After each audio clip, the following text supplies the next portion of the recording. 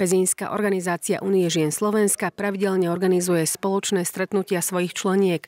Bolo tomu tak aj v utorok 10. decembra. V priestoroch denného centra na Hrnčiarskej ulici sa konalo vianočné posedenie, v rámci ktorého bolo pripravené pre členky pohostenie a program.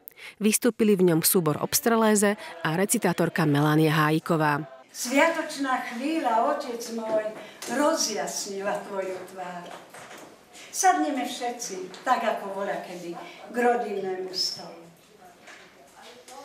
Pokojná, vzácna noc.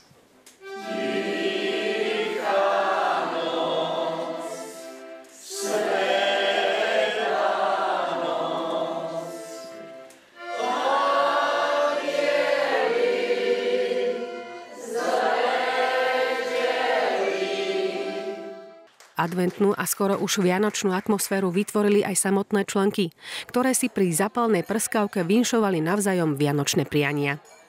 Až vianočné zvony zazvonia, ihličie nech vám doma zavonia, zahoďte všetky trápenia a starosti, užite si sviatky v šťastí a radosti.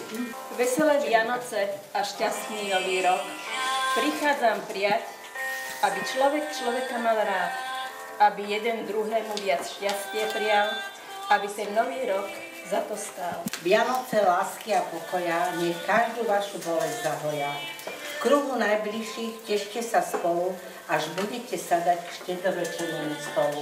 Nech stromček zapálí svetlo v nás, nech sviečka vyčarí úsmev zas.